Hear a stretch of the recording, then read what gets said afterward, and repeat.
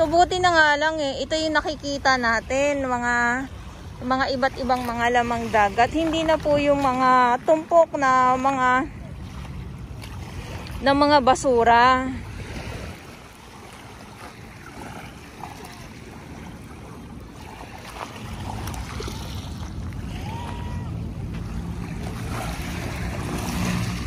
Ito pa oh. Ito pa.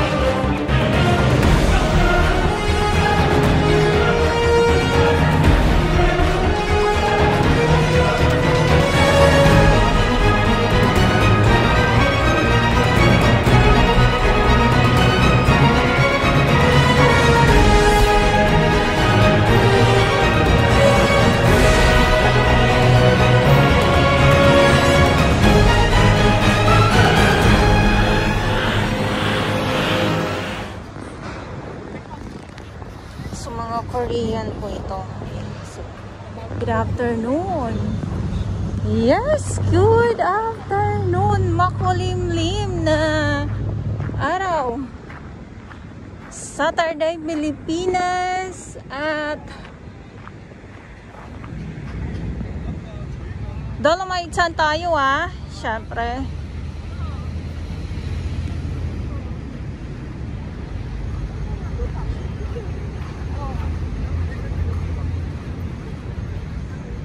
Makulimlim, may side na maaliwalas katulad dito. Pag dito tayo sa kabilang side, ayan makulimlim po.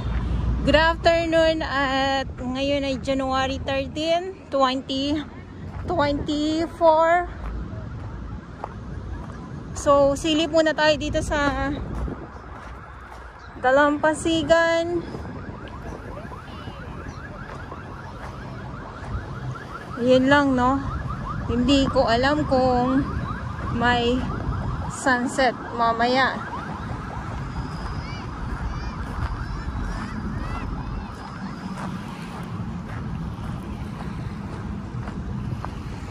So Dolomite Chan, nandito pa din ang ating mga Estero Rangers ng DNR, MMDA, DPS Mandaragat.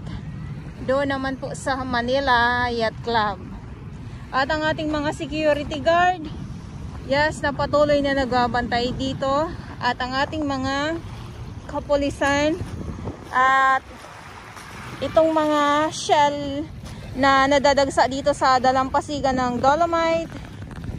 Ayan.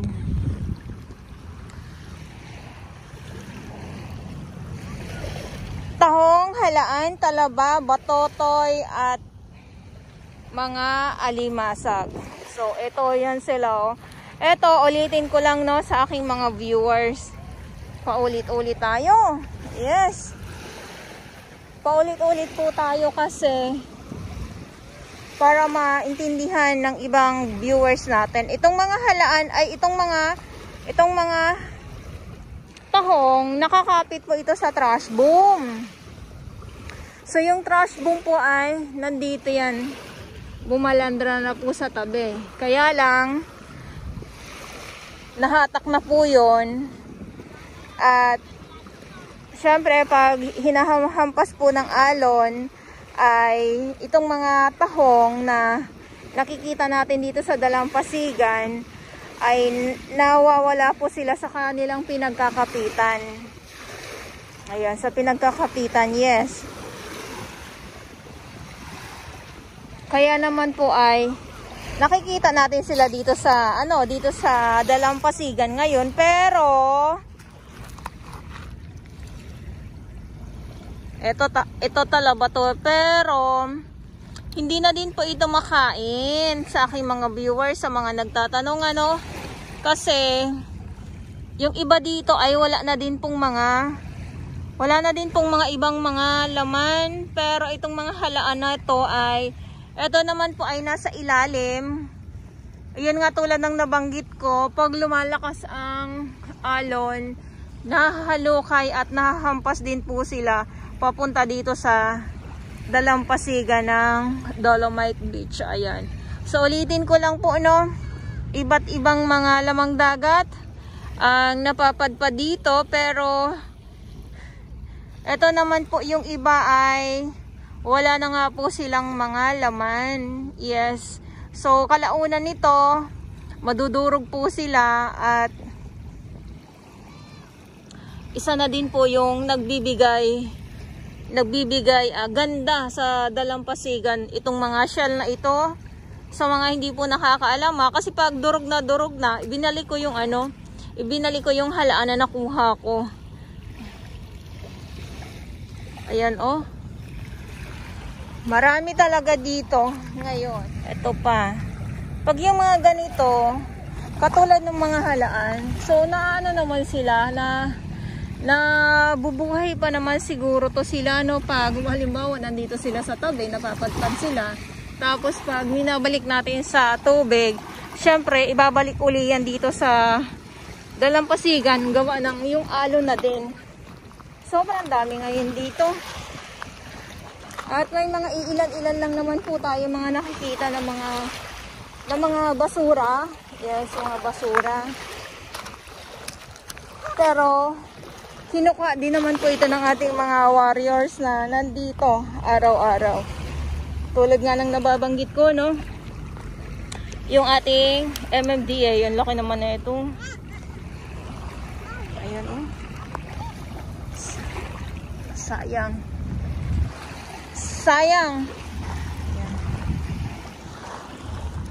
Ayan ha. Mapamalinis, may basura at wala. Nandito po ako. So kaya yun yung sinasabi ko, na patas lang po ang ating pag-update dito sa Manila Bay. Hindi yung kung saan na dagsaang basura ay doon lang tayo susugod.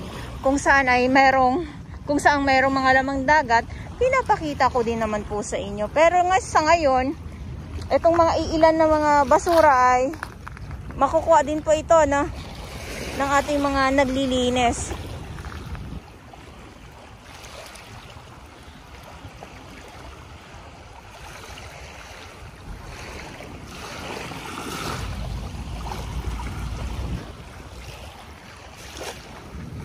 Ang dami. Madaming mga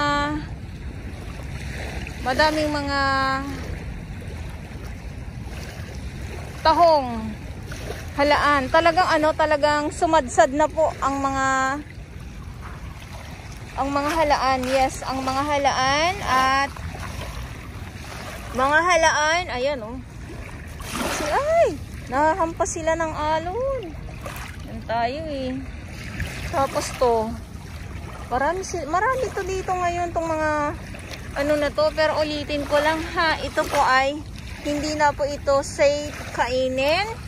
Gawa ng syempre matagal na din po itong mga tahong na nandito sa dalampasigan at